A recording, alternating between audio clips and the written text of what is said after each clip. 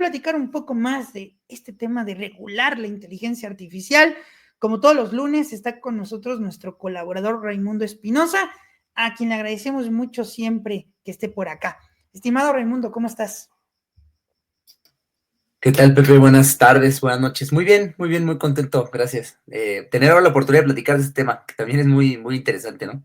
Muy interesante y que ya habíamos, incluso me acuerdo, antes de la campaña electoral lo íbamos a hablar, se cruzó la campaña electoral y luego ya no pudimos hablar del tema, pero hoy se da la oportunidad porque se da un evento, querido Raimundo, que lo voy a decir yo sin presumir, pero somos de los pocos medios que estamos hablando de esta cumbre o de este evento que se da en Shanghai, China, que aquí en México no se habla del evento, pero que es un evento en donde se habló de los grandes avances de esta tecnología y que también uno de los temas estaba leyendo es la regulación. Hay que también regular porque esto también se puede descontrolar. ¿Cómo lo ves? Pues yo creo que ya está descontrolado, Pepe, ¿no? Mira, lo que sé es que pues las innovaciones tecnológicas, pues los desarrollos, ¿no? Que nosotros ya disfrutamos, porque muchos de ellos son ya de uso generalizado y común, bueno, ya están ahí, ¿no? Y el derecho viene después, la regulación viene después. Es muy raro que primero haya una regulación y después sucedan los fenómenos. Más bien, el derecho va siempre por detrás, tratando pues de ordenar, ¿no? Y de dirigir en algún sentido.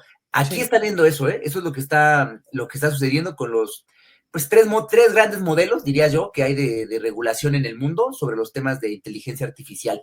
Entonces, bueno, en México tenemos todo por hacer, ¿no? Así te lo digo. Sobre todo también yo te quiero preguntar, porque ahorita he estado checando el tema, por ejemplo, empecemos por partes, de estos anuncios o lo que vemos en YouTube de Pemex, invierte en Pemex, y vemos a la presidenta Sheinbaum, supuestamente, promoviendo que se invierta en Pemex. Esto llama poderosamente la atención. No solamente hemos visto estos mensajes de Pemex, que inviertan en Pemex, sino también de otro tipo de inversiones. E incluso hablando del Bitcoin, que ahí no necesitaron la inteligencia artificial en Argentina, sino el propio presidente lo promovió, pero también hay mensajes que promueven invertir en Bitcoin, en el tema financiero también y en otros rubros. Esa parte, ¿cómo se va a poder regular? ¿Y cómo se consideraría eso como un delito, pero de qué magnitud? Porque pues están utilizando la figura presidencial para que caigan en una estafa. Pues mira, hay diferentes vías, ¿no? Para atacar esas situaciones, pero pues básicamente es usurpación de identidad, ¿no? Tu voz, tu imagen forma parte de derechos de la personalidad, que son bienes que están tutelados en diferentes niveles, ¿eh? Civil, administrativo, penal. Eso pues ya lo hemos visto en días muy recientes. Digo, esto que tú mencionas de la publicidad en YouTube sobre Pemex y la presidenta, bueno, ¿no? Pero muy reciente aquí en México estuvo el tema, incluso creo que vinculado al INE, del uso de la imagen y la reconstrucción de la voz por inteligencia artificial de un actor que pues ya no está, ¿no? Y lo utilizaron para un comercial, ¿no? Entonces, bueno, el INE tuvo que echarlo para atrás. ¿Por qué? Porque hubo la denuncia y todo. Pero bueno, esto pasa todo el tiempo, ¿no? Con inteligencia artificial se pueden llevar adelante videos en donde se imita la voz, se imita la imagen, ¿no?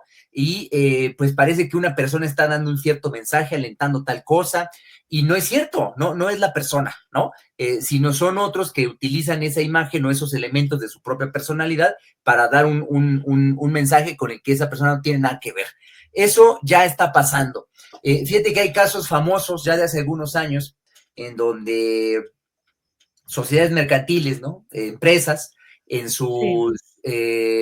pues sus reuniones de consejo, de administración y demás, pues resulta que había quienes hacían pues todo el diseño para una reproducción como si estuviese sucediendo y algunos de los socios eran engañados para que accedieran a dar ciertas autorizaciones, pero pues no se las daban a otros socios, sino que habían sido precisamente reconstruidos con inteligencia artificial, ¿no? O incluso, bueno, todo esto pues para cometer fraudes, por supuesto, ¿no? Incluso fíjate que también pues ha pasado que la inteligencia, a través de mecanismos de inteligencia artificial, tipo dispositivos de inteligencia artificial, pues se hacen gestiones bancarias a nombre de personas que sí existen, ¿no? Pero pues la inteligencia artificial habla en su representación o como si fuesen ellos, ¿no? Y entonces, bueno, ya cuando se identifica con la persona al que le marca de la institución financiera, de la institución bancaria, llegan, bueno, se identifica, termina diciendo que sí es una inteligencia artificial y le dicen, bueno, a ti no te podemos dar ningún acceso ni mayor información. Entonces, ¿qué hace? Este caso pasó, ¿eh? ¿Qué es lo que hizo? Pues entonces fue con otra, contrató a una persona, a un ser humano, para que hiciera la gestión a su nombre. Y el ser humano lo hizo y entonces logró obtener la información que requería, ¿no? Era un proceso, digamos, no tenía implicaciones delictivas ni ilícito, no era ilícito, pero pues era una gestión ya llevada a cabo por una inteligencia artificial.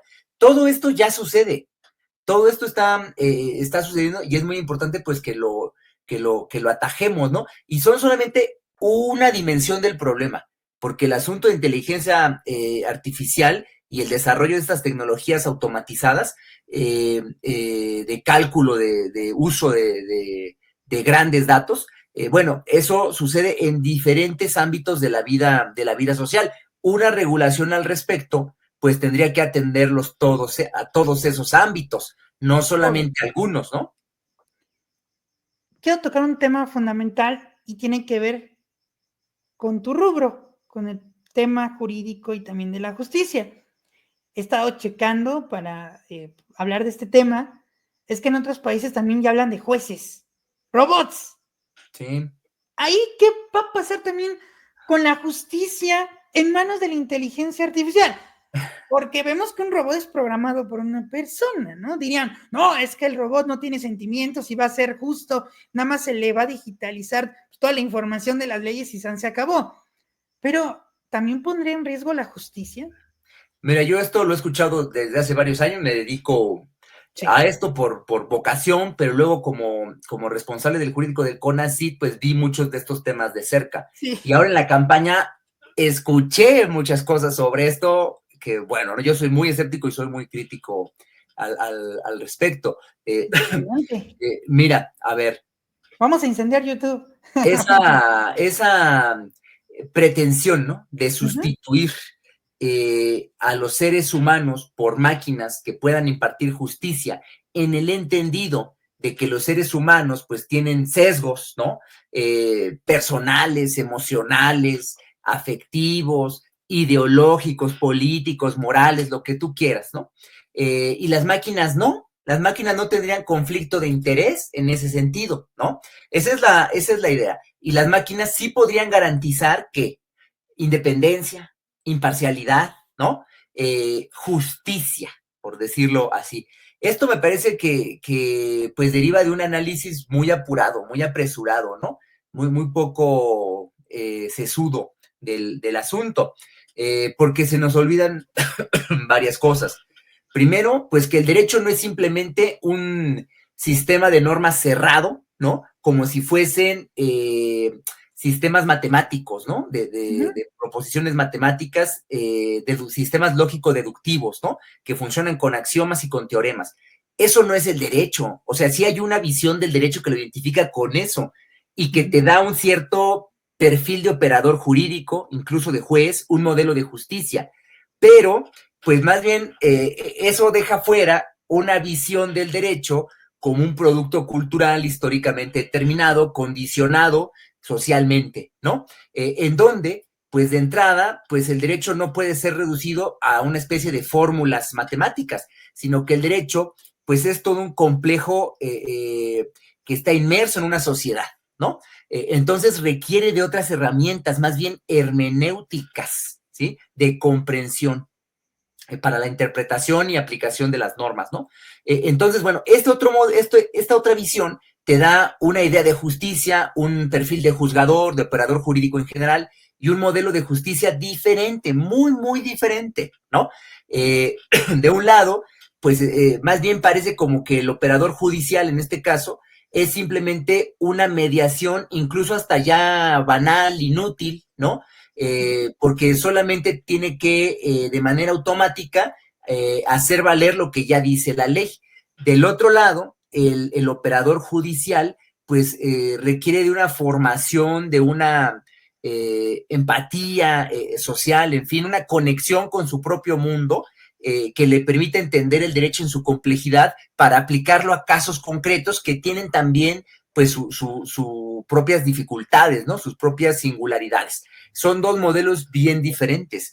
En uno parece que los seres humanos finalmente, gracias al desarrollo tecnológico, podríamos prescindir de ellos. El Estado podría prescindir de los seres humanos para impartir justicia y más bien, pues qué mejor que las máquinas. Si el derecho se trata de fórmulas como matemáticas que se pueden calcular, pues qué mejor que las máquinas para impartir justicia, ¿no?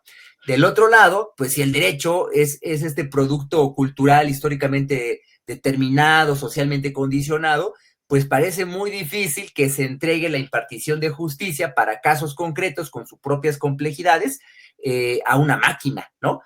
Más bien lo que hay que hacer es formar mejores operadores judiciales con herramientas que les permitan atender esos asuntos, incluidas herramientas tecnológicas, porque ojo, el desarrollo tecnológico, incluida la inteligencia artificial, pues no se trata de deshacernos de ella o de destruirla, no, sino que sean herramientas para el quehacer humano, en el área que sea, pero no las fetichicemos como si pudiesen sustituir al ser humano o hacer lo que hace el ser humano, porque ojo, la inteligencia, esa cosa que llaman inteligencia, también le llaman artificial, y es artificial porque imita, emula, es análoga, quiere ser como la inteligencia de los seres humanos, pero no lo es, porque No. tiene un montón de dimensiones que no tiene una dimensión de comprensión, no tiene una dimensión holística, es un cálculo que puede predecir y que puede tomar decisiones según la propia estadística, pero eso no, eso es algo que puede hacer el ser humano, pero no es todo lo que hace el cerebro humano, es mucho más complicado y los seres humanos no son solo cerebro, o si quieren, el cerebro humano, pues no es simplemente una máquina de cálculo. El cerebro humano es también un músculo integrado en una totalidad que es pues una totalidad viviente, ¿no? Una persona que también es un ser vivo y que construye, le da sentido al mundo y construye mundo en la interrelación con otros. Eso no lo tienen las máquinas, ¿no? Entonces, bueno, son dos visiones bien diferentes. ¿Qué es lo que ha pasado? Pues que en algunos lugares, por ejemplo, en América Latina, en Brasil, ¿no? Pero sucede en China, por ejemplo, pues se utilizan robots para tomar decisiones en el ámbito judicial. Claro, en asuntos que algunos llamarían, pues los casos sencillos, ¿no? Los casos fáciles. Asuntos donde más bien son trámites o son situaciones ya muy claras de cuál debiese ser la decisión o situaciones de baja monta. Ahí es donde se usa. Pero en lo que llaman casos complejos, casos difíciles, otro tipo de asuntos, pues no se les deja la solución del problema, de la controversia, a una máquina. La máquina puede coadyuvar al ser humano, pero al final de cuentas es responsabilidad de un ser humano. Quien firma una sentencia, para decírtelo así, es un ser humano y no una máquina que pusiera su número de serie, ¿no? Es una firma, y la firma pues es la identidad autógrafa de una persona, ¿no? Forma parte de su propia personalidad. Son dos cosas bien diferentes. Yo creo que como herramienta tecnológica es espléndido, que bueno, hay que revisar otras cosas, ahora me refiero a ello, pero no puede pensar que eso va a desplazar a los seres humanos como operadores jurídicos o judiciales. En unas tareas sí, pero ya un juez propiamente, en la gran inmensidad de los asuntos, lo veo complicado. Y ojo, porque tiene otros problemas, no solamente que es, digamos, epistemológico, ontológico. Tiene otro problema. Es que esa tecnología que apareció de repente un día y anda por ahí libre en el mundo, o es una tecnología que fue creada por una empresa que a su vez asumió creaciones y productos tecnológicos previos por los cuales fue pagando licencias o fue comprando, fue adquiriendo para armar su propia tecnología. O sea, ¿qué quiero decir? Esa tecnología de inteligencia artificial tiene sobre ella, pesa sobre ella una propiedad intelectual. Alguien es titular de ella y esa persona que es titular de ella pues tiene intereses que a veces quizás no choquen con un montón de asuntos, pero con otros sí. ¿Ok? Entonces, no es cierto que esté en absoluto libre de conflicto de interés, ¿no? Eso también es mentira. ¿Y sabes qué más, Pepe? A ver, ¿y quiénes a nivel técnico diseñan la tecnología? Bueno, pues expertos, ¿no? Matemáticos, ingenieros, computólogos, en fin, lo que tú quieras. Y todos ellos hacen un diseño, pues según quién, pues según quién pague. Según quién pague se diseña el famoso algoritmo. Entonces, ¿el algoritmo tendrá sesgos o no tendrá sesgos? Pues el algoritmo tendrá los sesgos de quien lo hizo según quien pagó para que lo hiciera. Entonces, no hay tampoco garantías de que los algoritmos en absoluto carezcan de sesgos, como los tenemos nosotros, ¿no? Seres humanos. Entonces, mira, esos tres elementos son los que yo pongo sobre la mesa para discutir el tema, ¿no? Finalmente, bueno, en el caso de la impartición de justicia, yo creo que lo que se busca es el razonamiento práctico, ¿no? Y para eso se requiere desarrollar una virtud, que es la virtud de la prudencia. Por eso se llama jurisprudencia, ¿no? O sea, decir el derecho con prudencia, ¿no? Ejercer la prudencia en la dicción del derecho. De eso es de lo que se trata. Y eso es algo que me parece a mí que las máquinas pues no pueden hacer. Si eso sucediera, pues entraríamos en una distopía en donde, bueno, pues las máquinas estarían ahora sí que asumiendo una función del Estado, una función básica de los estados, ¿no? Que es la impartición de justicia. Y bueno, si ya pueden impartir justicia, ¿sabes qué? Creo que es todavía más fácil que puedan gobernar. Si estamos dispuestos a ceder en la impartición de justicia, pues ¿por qué no estamos dispuestos a ceder en que también sean ellas quienes hagan las leyes o sean ellas quienes gobiernen? Y entonces, bueno, ya no solamente nos ahorramos a los jueces, que son corruptos y todo lo que tú quieras, también ahorrémonos a los políticos, ¿no? Y todo lo que se gasta en eso. O sea, ya cuando lo llevas al absurdo y le volteas el argumento, pues te das cuenta, ¿no? De que eso no es así. Además, ¿sabes qué? El punto duro de todo esto son los términos económicos, ¿sí? Son tecnologías que algunas empresas desarrollan para colocarse por encima de otras en la competencia en el mercado mundial, ¿sí? Para, pues, poder obtener ganancias que son ganancias extraordinarias, plusvalor extraordinario, ganancias extraordinarias por el desarrollo tecnológico que está garantizado por propiedad intelectual, ¿no? Todas las demás que quieran entrar para ser partícipes deberán pagar licencias o, en su caso, adquirir la tecnología. Pero, mientras tanto, quien la detenta, pues se coloca por encima de los demás en la competencia mundial. De eso es de lo que estamos hablando, ¿eh? De eso es de lo que se trata. Entonces, ¿qué es la inteligencia artificial? Pues un gran negocio por los temas de propiedad intelectual, pero además un gran negocio por la manera en la que obtiene otras ganancias, porque al no producir valor, no produce nada, sino que sirve de mediación para quienes sí producen, para conectar a quienes sí producen con quienes consumen y con quienes distribuyen. A todos estos les va quitando pedacitos de sus propias ganancias y eso va haciendo que se aumenten los costos. Bueno, esos recursos se los esquilma, dice el doctor Jorge Braza, se los queda pues las empresas de plataformas, por ejemplo, ¿no? Pero son pedazos de ganancias, digamos, fracciones de ganancia que se van quitando de aquí y de allá y que al final de cuentas, mira, pues los más afectados siempre son los consumidores, ¿no? Que en otra de sus dimensiones importantes que hay que considerar, pues es precisamente que esa inteligencia artificial está centrada en la cooptación de consumidores por el manejo de los datos que dan para efectos de mercadotecnia, para venderles más cosas y mantenerlos sujetos, construir una cierta subjetividad enajenada, ¿sí? Pero, por ejemplo, pues no se desarrolla esta inteligencia artificial en el ámbito de la producción, salvo en algunos sectores, pero no en otros. ¿Por qué? Porque, mira, si se generalizara el desarrollo tecnológico automatizado mediante el uso de inteligencia artificial en la producción, pues, ¿qué pasaría? Que ya no sería necesario que los seres humanos trabajaran. Y si no es necesario que los seres humanos trabajen, entonces los poquitos que son dueños del capital, de las grandes industrias, de los medios de producción, pues ya no podrían obtener ganancias. Y entonces, bueno, pues ya esa desigualdad que todos los días se reproduce y que se acrecienta, pues eso tendería a desaparecer, porque ya no podrían seguir incrementándola. O sea, el problema es económico, pero tiene unas aristas políticas muy interesantes que las puedes ir viendo cuando le entras a la cuestión jurídica del asunto, ¿no? Eso es lo que habría que plantear. Por eso, pues los tres modelos que hay son tan diferentes. El modelo chino, de una regulación muy fuerte, orientados hacia objetivos sociales de Estado, ¿sí? Eso es lo que me manejan. Así es. Y luego el modelo, contra eso está pues, el modelo norteamericano, que es el modelo de la libre empresa, en donde más bien hay que desregular, ¿no? En medio de eso, la Unión Europea, con una legislación interesante, progresista, muy centrada en el rollo de derechos humanos, pero que está completamente fuera de la discusión, lamentablemente, porque aquí la discusión, mira, es China, Estados Unidos, ¿no? El modelo europeo yo creo que está fuera de la discusión por ahora, y en el caso de nosotros en América Latina, bueno, Brasil intentó hacer una regulación importante y las discusiones le echaron para atrás, ¿eh? O sea, no quedó como se había propuesto. En el caso de México, ¿qué hay, Pepe? Pues lamentablemente nosotros estamos muy, muy atrasados.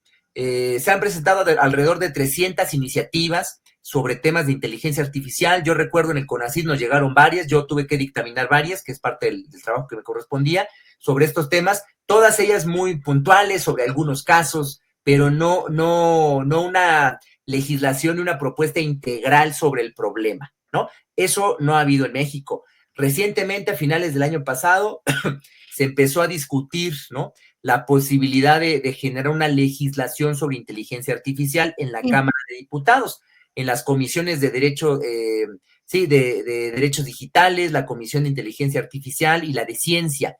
Y bueno, se abrieron los espacios con discusiones y demás. Pero ¿sabes qué? ¿Quiénes estaban participando? Por lo menos en la primera sesión, que fue la de inauguración, y así se mantuvo. Pues los CEOs, como les dicen, los CEOs de las empresas que están involucradas en el mercado, que serían las entidades que habría que regular. Pues resulta que ellas son las que están diciéndole a los legisladores cómo regular. ¿Tú qué crees que van a decir? No nos regulen, o bueno, nada más regulen esto, en lo demás no. O sea, lo que les conviene. Exacto, esa es la situación en la que estamos, Pepe. O sea, en México, en relación con lo que está pasando en el mundo y en el horizonte de los problemas que tienen que ver con inteligencia artificial, ¿no? Que van desde el consumo más cotidiano a través de estos aparatos a los que todo el día estamos sujetos todos nosotros, hasta pues problemas geopolíticos muy importantes, porque esto forma parte de la guerra comercial entre China y Estados Unidos, que es un elemento en medio de la disputa por la hegemonía del capitalismo, del mercado mundial capitalista, ¿no? Del capitalismo mundial. O sea, es un tema muy, muy, muy importante, ¿no? Que no podemos nosotros soslayar, y que, bueno, sería de gran trascendencia que en México pues hubiese una discusión mucho más amplia, una discusión mejor informada, una discusión plural, incluyente, y una discusión participativa, donde el pueblo de México, que sí está involucrado por esto, ¿sí? Sí está involucrado por esta cosa, pudiésemos participar, ¿no? Porque de otra manera, pues nosotros nada más vamos viendo cómo suceden las cosas y cómo se van regulando diferentes situaciones que sí nos afectan, porque todos los días usamos plataformas y todos los días estamos intercambiando, o bueno, cediendo nuestros datos. Incluso, Pepe, voy a decir algo que es fuerte en el medio, pero la producción de contenidos en redes sociales, uno dice, bueno, tuve muchas visitas, muchas vistas, muchos likes, ¿no? Me compartieron muchas veces y está uno muy contento, ¿no? Incluso hay quienes, ¿cómo le dicen? Monetizan, ¿no? Obtienen algún recurso a partir de ello.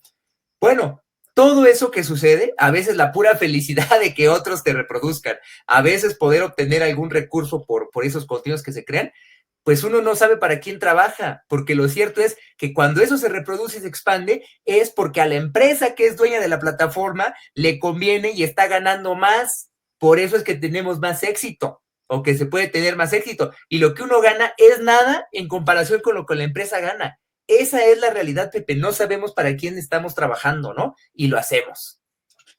Y además utilizan la inteligencia artificial para inflar números. Ah, bueno, por supuesto. También. Ese es otro tema también. No, también aquí, pues se trata, pues este capitalismo corrupto, ¿no? O sea, sin ética, además, donde, bueno, pues como eso sirve y a mí en mi pequeño mundo me resulta útil, pues le meto más para que los otros crean que tengo muchos más seguidores, estoy inflado, y entonces otros me sigan. Pero mira, pues eso es parte de la misma enajenación, y es un proceso en el que estamos todos. Yo en esos casos, pues creo que están mucho más compenetrados con el sistema que siendo críticos del sistema, ¿no? Y no el sistema político así mexicano, me refiero a un sistema de dominación tecnológico global. El global, el Así Silicon Valley. es donde estamos inmersos todos, ¿no? ¿No? El Silicon Valley, que son los que controlan realmente todo, ¿no? Y también el sector tecnológico chino, porque también no hay que idealizar a los chinos, también ellos tienen sus propios intereses, ¿no? Claro. Hace un momento, estimado Raimundo, estabas comentando que hay otros sectores en los que también se deben de meter. Yo te quiero preguntar el tema de la seguridad, porque ese es otro sector. Harfuch ha dicho que hay que utilizar mucha inteligencia. ¿Qué papel juega la inteligencia artificial en esto? Hay que usar mucha inteligencia, pero de esta. No, pues yo no sé decir algo, querido Raimundo. En la política mexicana, pedir la inteligencia natural está... Mira, a ver, ¿qué hay que hacer, Pepe? O sea, yo creo que para eso nos sirven los casos como Rusia, los casos como China, ¿no? En donde ellos han invertido, primero, aprendieron, ¿no? Sobre todo los chinos, es muy claro cómo aprenden y luego qué hacen. No se quedan dependiendo de lo que les mandan de fuera o les traen de fuera, ya pasado, sino que ellos aprenden y desarrollan tecnologías propias, ¿sí? Y lo hacen con un interés público nacional. Lo mismo los chinos que los rusos, ¿sí? Entonces, ellos desarrollan tecnología y con eso fortalecen su propia soberanía tecnológica. La ley vigente hoy en México, la Ley General en Materia de Humanidades, Ciencias, Tecnologías e Innovación, que me tocó trabajar, impulsar desde el CONACYT con la doctora Álvarez Bulla, es una ley que reconoce esta independencia y soberanías tecnológicas de nuestro país, ¿no? Bueno, pues eso hacen los chinos y los rusos, precisamente para que empresas capitalistas de otros países, digas Estados Unidos, incluso europeas, pero Estados Unidos, pues no sean quienes lleguen e invadan, tomen el mercado y además pues puedan secuestrar la vida pública y controlar en muchos sentidos pues lo que sucede o no sucede en Rusia y en China, ¿no? Por poner estos dos ejemplos. Eso es algo que tendríamos que nosotros pues tomar como ejemplo y también llevar adelante. Lamentablemente, pues nosotros dependemos de la tecnología de Estados Unidos. Y mira, cada vez, digo, sí hay, por supuesto, nos llega la tecnología china. No nos llega nada de Rusia, pero de China sí. Solamente que cada vez pues nos va a llegar con mayores restricciones por lo que está pasando ahora con Estados Unidos y la relación de Estados Unidos con China, ¿no? Pero nosotros debiésemos desarrollar nuestra propia tecnología. Si no lo hacemos, ¿qué pasa en temas tan delicados como seguridad? Bueno, ¿quién nos va a vender el software? ¿Qué empresa va a ser dueña del software? Ya ha pasado, ¿no? Ha habido casos aquí en México de escándalo para temas electorales, para temas de vigilancia, ¿no? Ya lo hemos visto en años recientes. Entonces, ¿qué hay que hacer?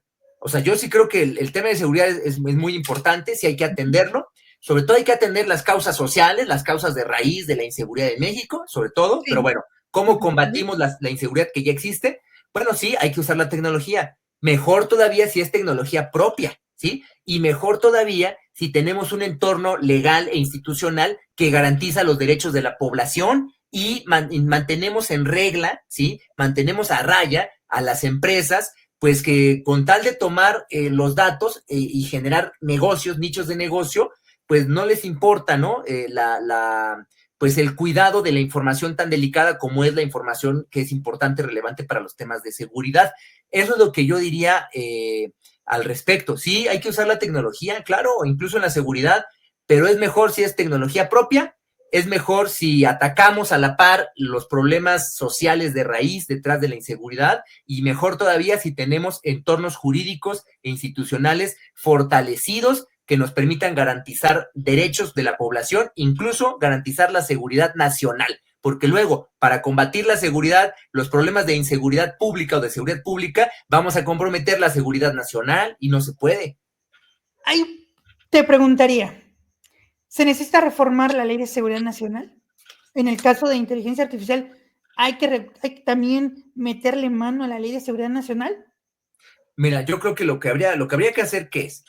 Identificar el abanico de temas que tienen que ver con el desarrollo de tecnologías asociadas con inteligencia artificial y generar más bien un código nacional de inteligencia artificial, ¿no? En donde tuvieras todo ese abanico y los principios generales y los temas, ¿no?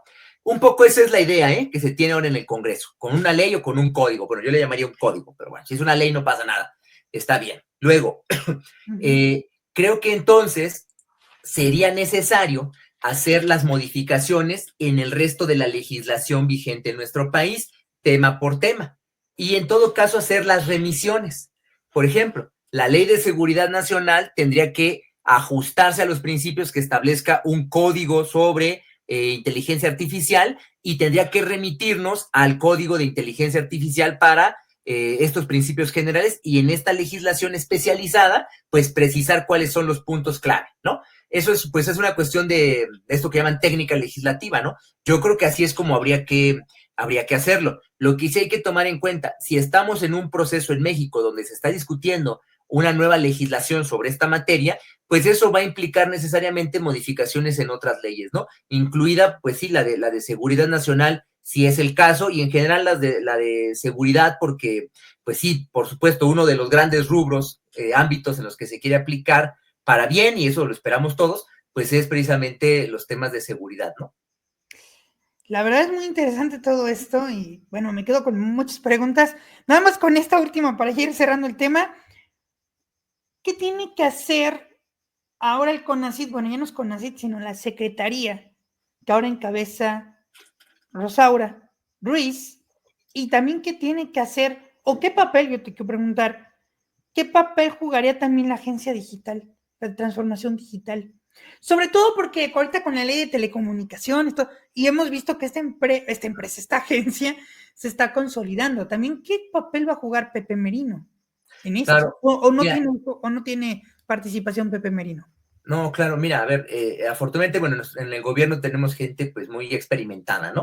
Uh -huh. Y tenemos también académicos y gente con trayectoria y conocimiento de los temas que, bueno, pues coadyuvan en todos estos asuntos, ¿no? En la propia secretaría, pues hay gente que tiene experiencia en el tema y bueno, pues en la agencia también, ¿no? Ni qué decir.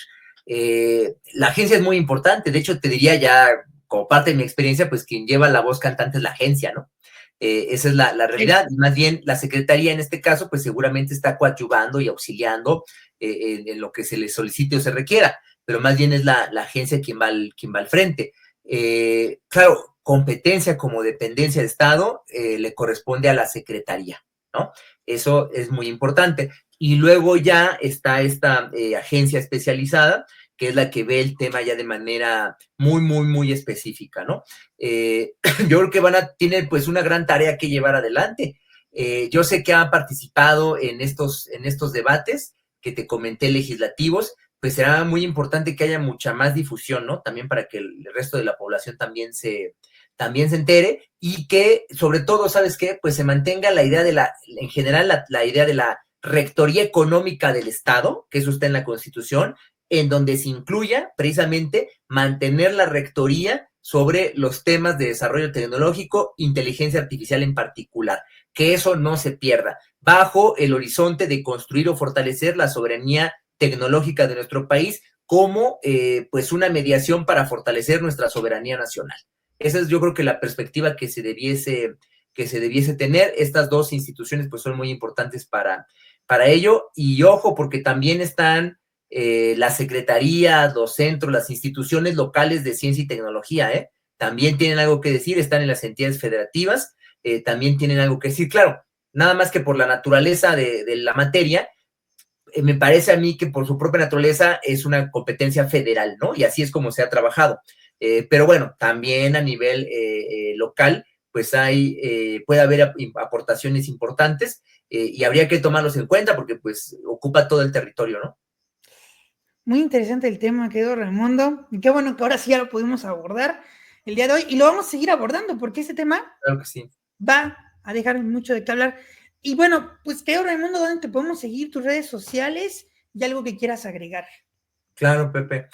Bueno, a mí me pueden encontrar en X, en TikTok, también en Instagram, ¿no? Con mi nombre, Raimundo Espinosa, también Raimundo EH, también así me encuentran, en mi página de Facebook, en mi sitio web, también ahí pueden encontrarme, pueden ver otros contenidos que también genero sobre este y otros temas.